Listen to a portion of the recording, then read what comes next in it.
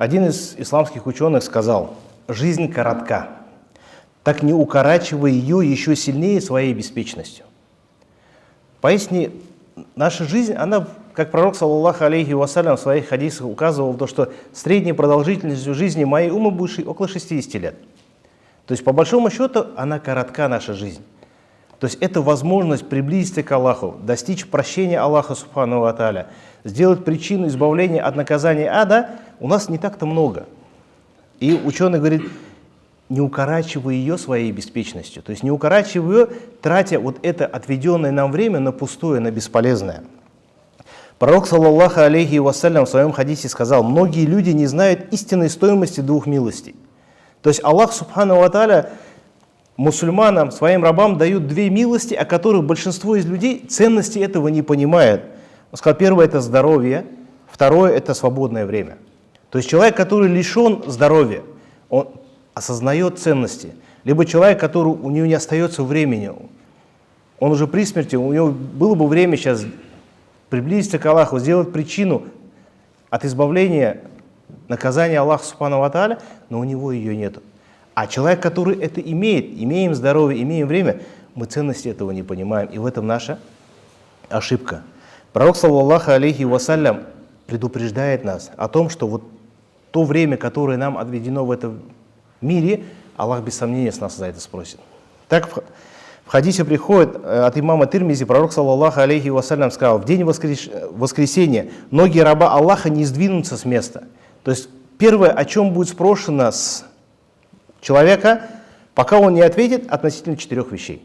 То есть он пока не ответит 4 вещи, о 4 вещах даже шаг не сделает. И одно из них, пророк, саллаллаху алейхи вассалям, сказал: жизнь, на что он ее потратил. То есть время, которое Аллах субхану ва тааля нам дал, за каждый час, за каждый день, за каждый год, за каждую минуту мы будем отвечать перед Аллахом субхану ва тааля. Аллах субхану ва тааля в суре Аср говорит: «Валя аср, инна линсана лафи хуср, илля ладина аману ва амилу салихат, ва тавассау бил хакки, ва тавассау бис сабр». Одно из значений «валя аср» — это время после полуденной молитвы. Второе значение — это время.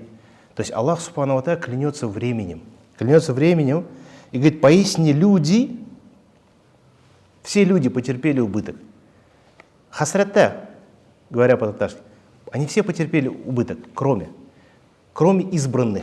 Кто Аллах описывает этих избранных? Илля ладина аману, кроме тех, которые уверовали в Аллах, валя амилу салихат, и совершали праведные деяния, ва тавассау бил хак, и призывали к истине, ва тавассау бис сабр, и призывали к терпению.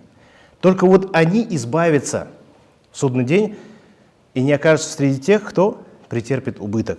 И имам Шафи'и, делая тафсир этих аятов, сказал: если бы люди глубоко поразмыслили над этой сурой, то им было бы достаточно ее. То есть вот вся религия, весь ислам скрыт вот в этих аятах. Если мы осознаем это, как имам Шафи'и сказал, этого будет достаточно. То есть время дано, время — это возможность, и мы либо используем его, и это, ученые сказали, эта сура будет либо заступником за нас, либо обвиняющим, либо свидетелем, либо судьей. То есть время, которое мы имеем, это возможность. Либо говорят то, что это ресурс. Ресурс, который Аллах субхану ва тааля дал, так же, как и богатство, так же, как и положение, так же, как и знание. То есть Аллах кому-то дал из этого ресурса 7 лет, кому-то 20, кому-то 30, кому-то 60, кому-то 100. И вот куда мы используем этот ресурс, за это мы будем отвечать перед Аллахом субхану ва тааля. Либо мы тратим его в поклонение Аллаху субхану ва тааля путем приближения, и это будет заступником в тот день, в котором ля янфау малю ва ля банун, в этот день, в котором не помогут ни ваше имущество, ни ваши дети. Илля ман ат Аллаха би кальбин салим, кроме тех, кто придет к Аллаху с безупречным, чистым сердцем.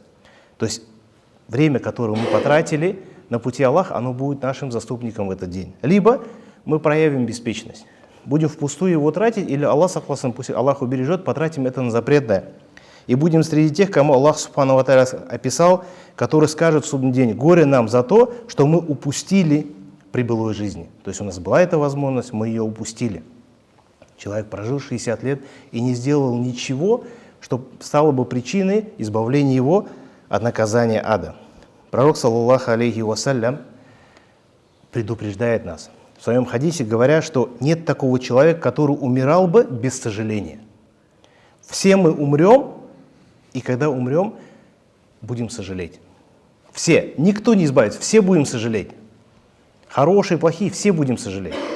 Сподвижники пророка, саллаллаху алейхи вассалям, сказали: о чем сожалеть, я Расулуллах? О чем сожалеть, о посланника Аллаха, саллаллаху алейхи вассалям? Пророк, саллаллаху алейхи вассалям, сказал: если человек был благим, то есть совершал благие деяния, то пожалеет о том, что не сделал еще больше. А человек, если он был грешником, то пожалеет, что не отказался от своего греха.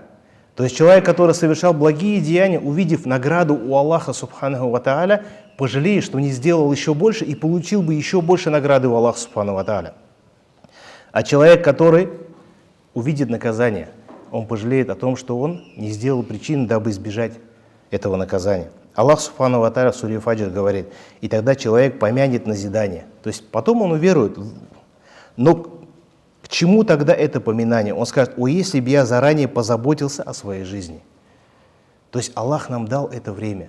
И если мы проявим беспечность, халатное отношение к этому времени, тратить на пустое, на бесполезное, без сомнения мы об этом пожалеем.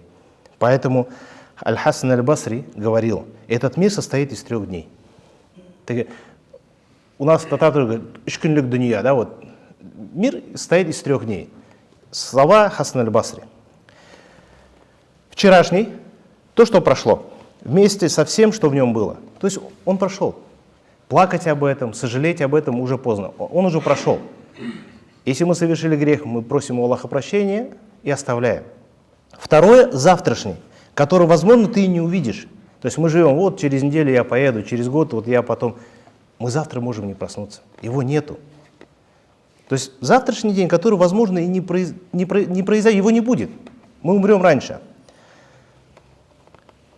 И сегодняшний. Вот он принадлежит тебе, трудись же в нем. Вот сегодняшний день – это день, который Аллах нам дал. И, соответственно, вот с него и будут нас спрашивать, как мы к нему поступили. Хасан Аль-Басри советует: трудись в нем, старайся, делай причины для того, чтобы не оставляй. Когда человек говорит: айда, когда начнешь намаз читать? Ну, вот на пенсию. А кто? Дали бумажку, что ты до пенсии доживешь? Ты завтра... Вот это высокомерие. Вот это в нас высокомерие. Вот придет время, а оно придет. Ты можешь 100% быть уверенным, что это время придет. По-моему, приводил пример о том, что 2 человека ехали куда-то совершать с намерением совершить что-то запретное. И в дороге встретились с мусульманином, который сделал им насихат. И они, раскаявшись, сели на другой самолет, решили совершить умру. И в дорогу умерли. Вот если этого человека, это милость Аллаха. Аллах любит этих людей и послал к ним того, кто их исправил. И они последнее совершили деяние, перед смертью благое деяние. Это один из признаков того, что Аллах любит этого раба. То есть они все равно умерли бы. Время жизни человека, оно определено. Они ехали совершать грех. Они встретились с этим человеком. Человек сделал им насихат, они сделали тауба и поехали совершить умру. И в дороге, не доехав до Саудии, умерли. То есть время, сегодняшний день, мы сегодня должны стараться. И сподвижники пророка, саллаллаху алейхи вассалям, табиайны, имамы, они понимали ценность этого времени. Приходит Асвад ибн Язида, который ночами простаивал в молитве. И вплоть до того, что его друзья сказали, кто был рядом, сказали: не стоит ли тебе отдохнуть хоть немножко? То есть зачем ты себя так сильно мучаешь? На что он ответил: я как раз к отдыху и стремлюсь. То есть я делаю причины, чтобы попасть в рай. Когда имам Ахмад спрашивает, когда ты будешь отдыхать, он говорит: будем отдыхать в раю, иншаллах. То есть этот мир, он не для отдыха. И когда сказал: может, ты отдохнешь? Я говорю: я делаю причины, чтобы отдохнуть, чтобы попасть в рай. Потому что если попаду в ад, в аду отдыха не будет. Суфьян ас-Саури приводит о том, что про него, что он сидел в запретной мечети, Мекке. И люди разговаривали о пустом. И тут он резко встал и сказал: мы тут сидим, один делает свое дело. Мы тут сидим впустую, тратим его. А день проходит, день делает свое дело. То есть время проходит, возможность приблизиться к Аллаху, она проходит, мы его тратим на пустую. И отношение было и вопросы ахирата, и вопросов дуни. То есть мусульманин не обязательно должен оставить дуни и заниматься только ахиратом. Приводит от Умара ибн Хузейн ибн Сабита, который сказал: я слышал, как Умар ибн аль-Хаттаб, то есть это в период правления халифа Умара, разговаривал с моим отцом и спросил: что мешает тебе засадить свою землю саженцами? То есть у его отца была земля, и она простаивала, человек при смерти, он уже умирает. И Умар, рады Аллаху, спрашивает: что тебе мешает его засадить? Сделай причину. Мой отец ответил: я уже очень стар, завтра умру. То есть все как бы. Тогда Умар сказал: я настоятельно тебе говорю, ты непременно должен засадить участок. Затем Умайр сказал: я видел, как Умар собственноручно засаживал эту землю вместе с моим отцом. То есть мало того, что Умар сказал: давай делай, тоже причину делай. Как пророк, саллаллаху алейхи ва саллям, это то, к чему учит наша религия. То, что если у тебя в руке есть росток, и ты увидел, что начался судный день, финиковый росток, посади его. Сделай причину что-то, что останется твоим детям, что останется для мусульман. Даже не говоришь: я все умру, мне ничего не нужно. И это понимание сподвижников пророка, саллаллаху алейхи ва саллям. И, к сожалению, на сегодняшний день мы потеряли ценность времени. Мы тратим его на пустое. Долгий сон, долгие разговоры, бесполезные речи. То есть не получаем пользу ни в мирской, ни в ахират. И это наша ошибка. И еще больше это актуально в месяц Рамадан. Аллах Субханаху ва Тааля дал эти благословенные дни, благословенные часы. И без сомнения окажется в убытке, как сказал пророк, саллаллаху алейхи ва саллям, которому эта возможность будет дана, и он ее не воспользуется. И повторюсь, опять же, в хадисе, в риваяте, который приходит от имама Аль-Азали, то, что если Аллах не любит раба, он дает ему возможность продолжать грешить. То есть сколько людей беспечных, которые в Рамазан просиживают около телевизора, либо спят. Там еще осталось ифтар ждать 3 часа, давай я посплю, чтобы быстрее день прошел. Так цель же не просто дожить до ифтара, а сделать что-то, по причине которого Аллах Субханаху ва Тааля простит наши грехи. Сделать что-то, чтобы в эту ночь пророк, саллаллаху алейхи ва саллям, Аллах Субханаху ва Тааля вписал наше имя в список тех, кого Он избавит от огня ада. Поэтому приучать к себе к ценности времени, Рамазан для нас это есть еще одна причина, это школа Рамадана. И ученые советуют, говорят, чтобы не тратить время впустую, то есть выстроить этот порядок, привязать его к намазу. То есть 5 намазов, и после каждого намаза что-то делать. И ученые советуют, что после утреннего намаза это время заучивания Корана. То есть легко дается заучивание Корана. Потом после восхода солнца до обеда это время работы. После зухра, после иля намаза, если человек учится, это время повторения, получения знания. То есть время легкое для чтения. После асра это время посещения библиотеки или серьезного поиска знаний. После ахшама это время для посещения братьев и встречи с товарищами.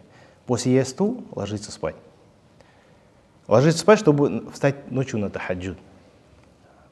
Четверг – это время отдыха, халяльного, разрешенного, а пятница – это день поклонения. То есть, когда мы полностью весь день посвящаем поклонению Аллаху Субханаху ва Тааля, делая омовение, чистим зубы, сивак, используем благовоние, приходим в мечеть пораньше, слушаем вагаз, читаем Коран, читаем салаваты.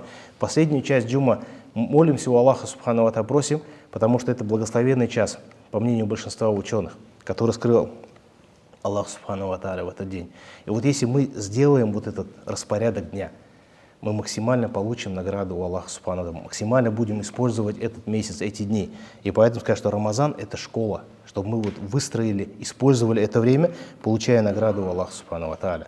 И опять же, возвращаясь, в убытке будет тот, кто прожил эти 30 дней, прошел и в итоге не достиг прощения Аллаха Субханаху ва Тааля и не оказался среди тех, кого Аллах Субханаху ва Тааля вписал среди тех, кто избавится от огня ада.